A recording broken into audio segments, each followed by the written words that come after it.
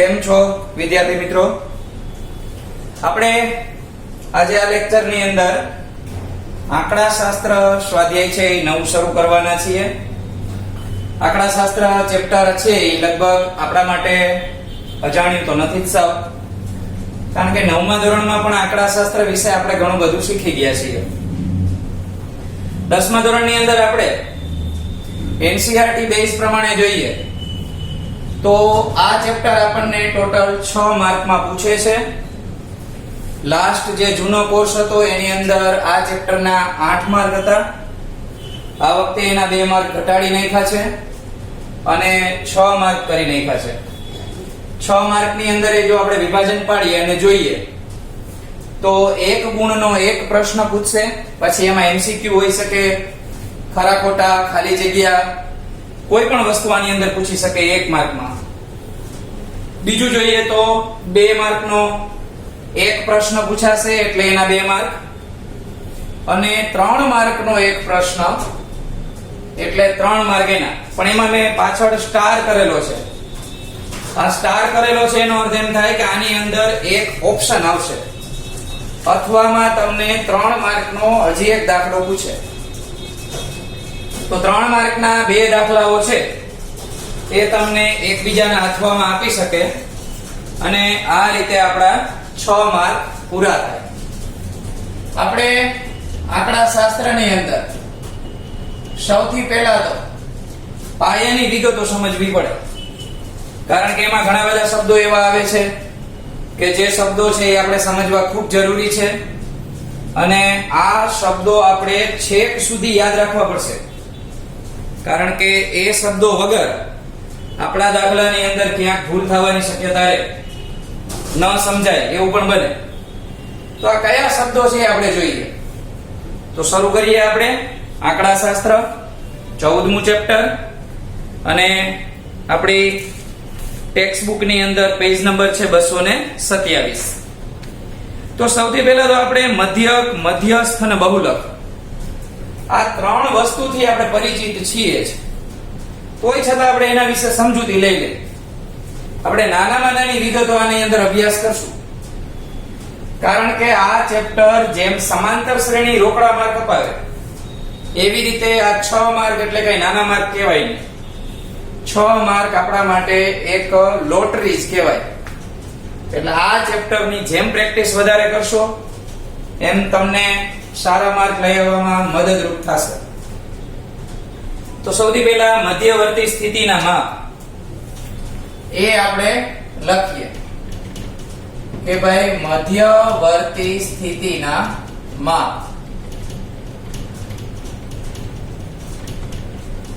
ઘણીવાર અહીંયા આગળ મેં મધ્યવર્તી સ્થિતિના માપ લખ્યું છે, એના બદલે એવું પણ લખેલું તમે વાંચશો કે મધ્યવર્તી સ્થિતિમાન.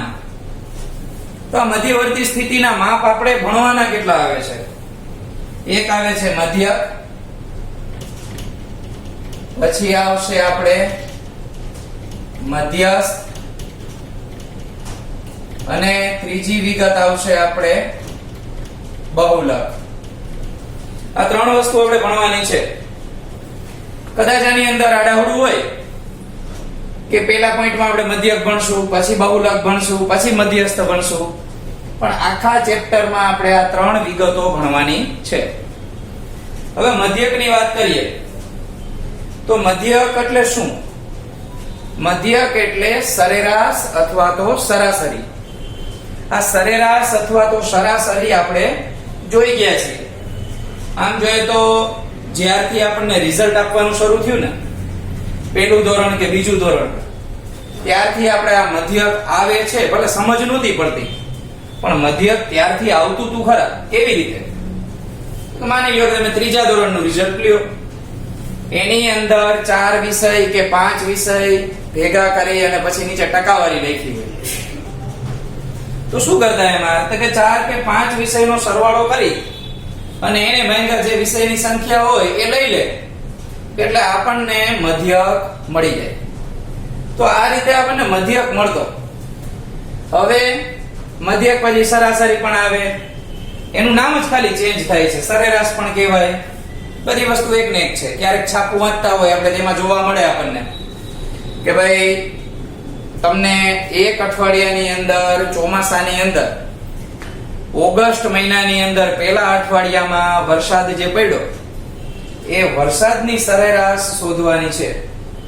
તો આપણી પાસે માહિતી હોય તો બધી માહિતી આપણે જોઈ લઈએ કે ભાઈ પહેલા દિવસે 2 સેન્ટીમીટર વરસાદ પડ્યો કે 1 સેન્ટીમીટર વરસાદ પડ્યો. મિલીમીટરમાં જ પડતો હોય, સેન્ટીમીટરમાં તો બહુ વધારે કહેવાય. એટલે આ બધી ડિટેલ ભેગી કરીએ, પછી આપણે અઠવાડિયાની બધી ડિટેલનો સરવાળો કરીએ, એને ભાગ્યા અઠવાડિયાના જેટલા દિવસનો આપણે અભ્યાસ કર્યો હોય એનો ભાગાકાર કરીએ, એટલે તરત આપણને સરેરાશ એટલે કે મધ્યક મળી જાય. 9માં આપણે આવતું એ તમને ખ્યાલ હશે કે પ્રાથમિક માહિતી કોને કહેવાય, ગૌણ માહિતી કોને કહેવાય.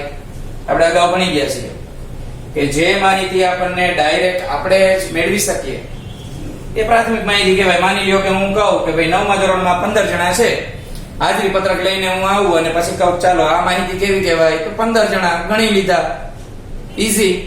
ક્લાસમાં બેન્ચની સંખ્યા ગણી લીધી, ખબર પડી ગઈ.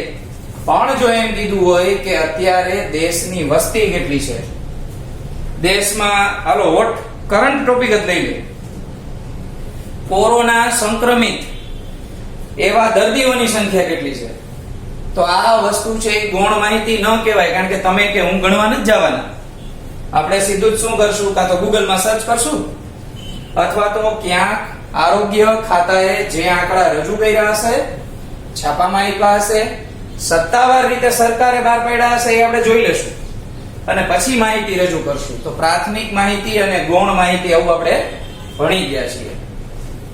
આગળ જોઈએ આપણે. જો આ પૂર્વ ભૂમિકા પહેલા આપણે સમજવી થોડીક જરૂરી છે, તો આપણને ખ્યાલ આવે કે આપણે શું કરવાના છીએ. નહીં તો મધ્યકનું મધ્યસ્થમાં, મધ્યસ્થનું મધ્યકમાં આવું બધું ભેગું થવાની શક્યતા રહેશે. તો મધ્યક માટેનો આપણે સિમ્બોલ જોઈ લઈએ. આને કહેવાય x બાર, માથે જે લીટો કર્યો એને બાર કહેવાય.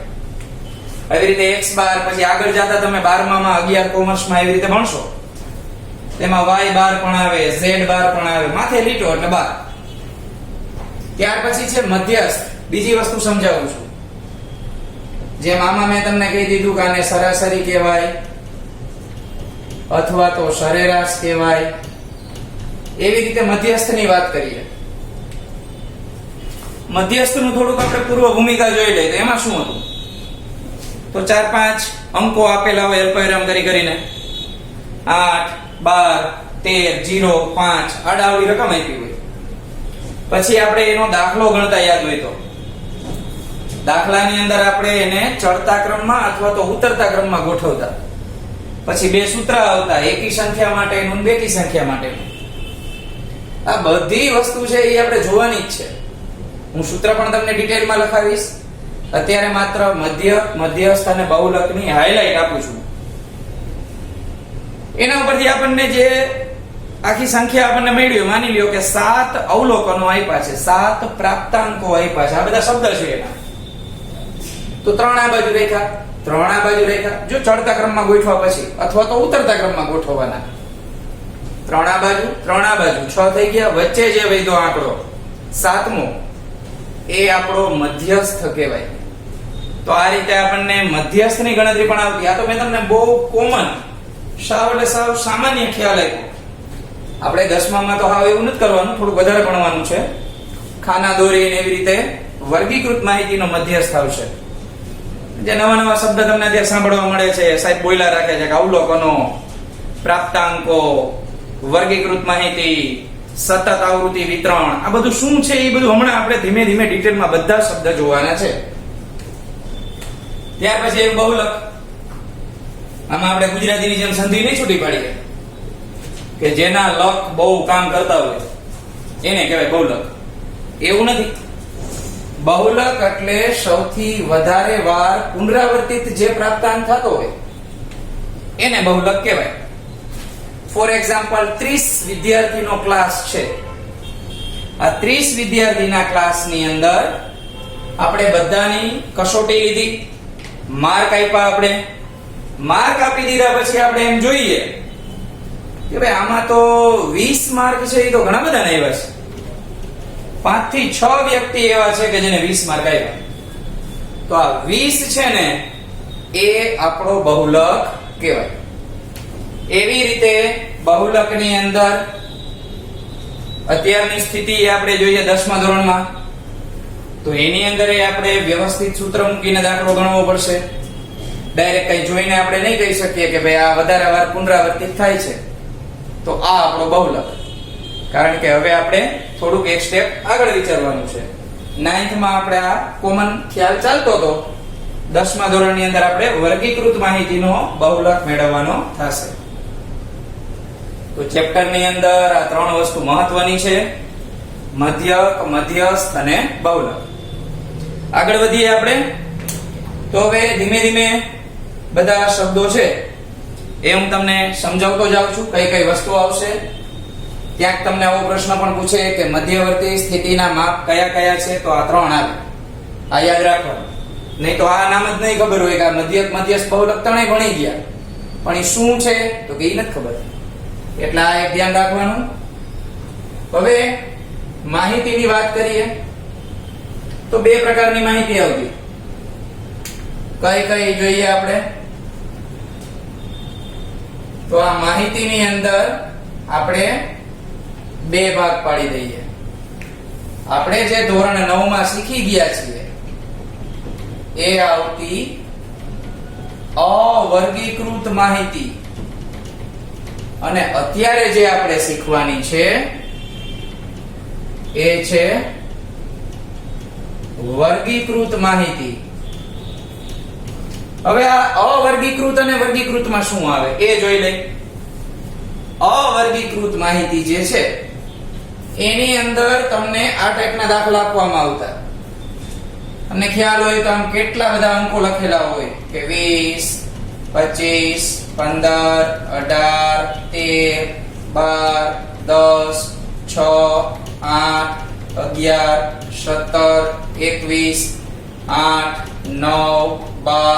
15, 20. આ બધું મેં મારા મનમાં જે આવ્યું એમ લખી નાખ્યું.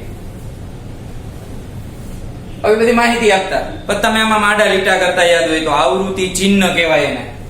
તમે આમ જોતા હતા કે ભાઈ 20 આવ્યા તો અહીંયા જે વર્ગો બનાવ્યા હોય ને, વર્ગમાં આપણે આમાં 1, 2, 3, 4, પાંચમો લીટો આડો, વળી પાછા 1, 2, 3 થયા, પછી એમ ગણી લેતા ભાઈ 5 ને 3 8, તો આની આવૃત્તિ 8 થઈ. પછી તમે આમાં એમ કરતા આવી રીતે આના વર્ગો બનાવતા ને કઈક આવી રીતે જો અવર્ગીકૃત માહિતીના વર્ગો અહીંયા બનાવી દો. તો તમને આ રીતના 10 10 નો ગેપ આપો અથવા 5 નો, કે ભાઈ 0 થી 5, 5 થી 10, 10 થી 15, 15 થી 20, 20 થી 21, સોરી 21 ક્યાં આવી ગયા, 25 આવે ને, 5 5 નો ગેપ છે. તો આ રીતે તમે વર્ગો બનાવતા. આ માહિતીમાં અલ્પવિરામ આપ્યા અવર્ગીકૃત. આ માહિતીની અંદર આમ વર્ગની સીમા નક્કી કરી નાખી છે તો એને વર્ગીકૃત માહિતી કહેવાય. હવે આ માહિતીને આમાં આપણે લખવી કેવી રીતે, તો કે 0 થી 5, આ પેલા 20 છે તો 20 શેમાં આવે, તો તમે કન્ફ્યુઝ થશે. 20 આમાં પણ છે અને આમાંય છે. તો ત્યારે આપણે સમજાવેલું હતું કે 15 થી 20 જે છેડો છે એ અહીં નહીં લેવાનો, અહીં લઈ લેવાનો, એટલે 20 અહીંયા ગણવાના થાય. એટલે એક લીટો અહીં કરી નાખો. આવૃત્તિ ચિહ્ન કરું છું, એક દાખલાની સમજ આપું છું. 25, તો 25 થી 30 હવે આગળ અહીંયા છે આપણી પાસે. 25 થી મોટી રકમ આપણે લીધી છે ક્યાંય, તો આપણે એ કઈ લખી નાખીએ 25 થી 30. હાલો આ 25 નો લીટો અહીંયા ગયો. 15 અહીંયા નહીં લેવાના, નીચે લેવાના. હાલો અહીંયા લઈ લીધા. એક આ દાખલો બનતો જાય છે આખો આવૃત્તિ ચિહ્ન વાળો. પછી 18 કોની વચ્ચે આવે, 15 થી 20 ની વચ્ચે. વળી અહીં લીટો કર્યો. હવે હું આ સંપૂર્ણ પૂરું નથી કરતો, તમને ખ્યાલ જ છે કે કઈ રીતે દાખલો થાય. 9th ની બુક ની અંદર આપણે આવા ઘણા બધા દાખલાઓ કરેલા છે. તો અવર્ગીકૃત માહિતી અને વર્ગીકૃત માહિતી આ વસ્તુ થઈ. પછી સામે તમે આ બધા લીટા ગણતા ને, આવૃત્તિ ચિહ્નને અહીંયા લખી નાખતા આવૃત્તિ સ્વરૂપે કે ભાઈ કેટલી આવૃત્તિ થઈ. ન્યા આપણે 9મું પૂરું કર્યું અને ત્યાં જે પૂરું કર્યું ત્યાંથી હવે 10મું ચાલુ થાય છે. એટલે કે તમને આ વર્ગ આપવામાં આવશે, આવૃત્તિ પણ ગણીને તૈયાર જ આપવામાં આવશે. આ બંને વસ્તુ તૈયાર આપવામાં આવશે અને એના ઉપરથી આપણે આખા દાખલા ગણવાના થશે. તો આ રીતે આપણને અવર્ગીકૃત અને વર્ગીકૃત માહિતીની ખબર પડી ગઈ એવું માની લઉં છું. હવે આ વર્ગીકૃત માંથી થોડાક આગળ વધીએ પાછા કે ભાઈ જે માહિતી તમને વર્ગીકૃત સ્વરૂપે આપવામાં આવે એની અંદર કંઈક બે પ્રકાર જોવા મળે છે. કયા કયા બે પ્રકાર એ પણ બતાવી દઉં તમને. આ રીતે હોઈ શકે, તમને આ રીતે આપે કે ભાઈ 0 થી 4, 5 થી 9, 10 થી 14, 15 થી 19. એક આ રીતે આપે 0 થી 5, 5 થી 10, 10 થી 15 અને 15 થી 20. હવે બે વર્ગીકૃત જ માહિતી છે પણ બેમાં ફેર શું? તો કે આમાં ક્રોસ નથી થતા. 4 આવ્યા પછી 5 આવ્યા, 9 આવ્યા પછી 10 આવ્યા. આમાં 5 5 10 10 15 15 આવી રીતે ક્રોસ થાય છે. તો એનો અર્થ શું? તો કે એક વિગત આપણી પાસે જે છે એ કન્ટિન્યુ ચાલે છે એટલે એને સતત કહેવાય, અને એક વિગત છે એ કન્ટિન્યુ ચાલતી નથી તો એને અસતત આવૃત્તિ વિતરણ કહેવાય. આ છે સતત અને આ છે અસતત. આપણે બંને પ્રકારની વિગતો આવશે જ. બરાબર? નવી વસ્તુ આગળ સમજાવું તો જે આ આગળ આપી હોય એને કહેવાય અધઃ સીમા. તમારે એમ યાદ રાખવાનું આગળ અ બે અ ભેગા થાય એટલે અધઃ સીમા, એટલે ભૂલ નહીં થાય. આમાં કઈ નવું યાદ રાખવાનું નથી. આને કહેવાય ઊર્ધ્વ સીમા. બરાબર? તો આગળ છે અધઃ સીમા લોઅર લિમિટ, પાછળ છે ઊર્ધ્વ સીમા અપર લિમિટ. આનો ઉપયોગ આવશે કારણ કે અધઃ સીમા સૂત્રમાં ઘણી જગ્યાએ આવશે. મેં અંગ્રેજીમાં નામ તમને કીધું લોઅર લિમિટ, એલ નો ઉપયોગ થશે. બરાબર? ત્યાર પછી આપણે જોઈએ હજી થોડાક એક સ્ટેપ આગળ વધીએ તો કે એક અધઃ સીમા બિંદુ આવો શબ્દ જોવા મળે છે અને આ બાજુ આવે છે ઊર્ધ્વ સીમા બિંદુ. તો આમાં શું કરવાનું? હકીકતમાં તો આનું સૂત્ર છે પણ એવું કઈ એમાં પડવું ન હોય તો આ રીતના કરાય. અધઃ સીમા બિંદુ હોય ને એમાંથી 0.5 કાઢી નાખવાના. ઊર્ધ્વ સીમા બિંદુ જોતું હોય તો 0.5 પ્લસ કરવાના. જો હું લખું છું 0 થી 5 છે તો મારે સીમા બિંદુ સ્વરૂપે લખવું હોય તો આ રીતે લખાય. આમાંથી 0.5 કાઢીએ તો અને આમાં 0.5 નાખ્યા, આમાંથી 0.5 કાઢી નાખું, આમાં 0.5 આપણે એડ કરીએ. થાય છે? હવે આમાંય થાય હોય એવું જોજો. આમાંથી 0.5 કાઢી નાખું, આમાં 0.5 આપણે નાખીએ, આમાંથી 0.5 કાઢીએ, આમાં 0.5 એડ કરી દઈએ, વળી આમાંથી 0.5 કાઢી અને આમાં 0.5 એડ કરશું તો તમને એક લાઈટ થઈ જવી જોઈએ, એક સ્પાર્ક થવો જોઈએ. સર આમાં કંઈક નવું થયું. શું થયું? જે અસતત હતું ને 4 પછી 5 9 પછી 10 એવું આવતું હતું એને આપણે સીમા બિંદુમાં ફેરવાને તો એ સતત બની ગયું. 4.5 4.5 9.5 9.5 હજી આગળ અહીંયા 14.5 આવશે. તો એનો અર્થ એમ થાય કે કોઈ પણ દાખલાની અંદર તમને અસતત આવૃત્તિ વિતરણ આપેલું હોય ત્યારે તમે એને સતત આવૃત્તિ વિતરણમાં ફેરવી શકો. તમને 1 માર્કમાં પણ પ્રશ્ન પૂછ્યો, ચાલો જોઈએ. 15 થી 20 ના વર્ગની અંદર અધઃ સીમા બિંદુ કેટલું? તો તરત જ તમે વિચારીને કહેશો કે સાહેબ 15 થી 20 માં અધઃ સીમા બિંદુ કીધું 0.5 માઈનસ કરો 14.5 આવે. તો આ રીતે તમે અધઃ સીમા ઊર્ધ્વ સીમા, અધઃ સીમા બિંદુ ઊર્ધ્વ સીમા બિંદુ આ બંને વસ્તુ મેળવી શકો. ત્યાર પછી આપણે હજી એક વિગત જોઈ લઈ. એને કહેવાય આપણે મધ્ય બિંદુ. તો મધ્ય બિંદુ માટેનું સૂત્ર છે. કેવી રીતે સૂત્ર આવે યાદ રાખી લેજો, દાખલામાં ઉપયોગ કરવાનો જ છે. તો કે અધઃસીમા અને ઉર્ધ્વ સીમાનો સરવાળો કરવાનો, એને ભાગ્યા 2 કરવાના, એટલે તમને મધ્ય બિંદુ મળી જાય. માની લો કે મારે આનું મધ્ય બિંદુ જોઈએ છે, તો 20 + 25/2, 45/2, 22.5 આ આપણને મધ્ય કિંમત મળી. તો જરૂરી નથી કે મધ્ય કિંમત પોઈન્ટમાં જ આવે, દર વખતે પોઈન્ટમાં જ આવશે એવું નથી. ક્યારેક પોઈન્ટમાં આવે, ક્યારેક પોઈન્ટમાં ન પણ આવે. તો આટલી પાયાની વિગતો મેં તમને સમજાવી. નેક્સ્ટ ટાઈમ આપણે આ પાયાની વિગતો તમે બધા યાદ રાખી લેજો અને સૂત્ર શરૂ કરી અને મધ્યક દાખલા આપણે ગણવાના થશે.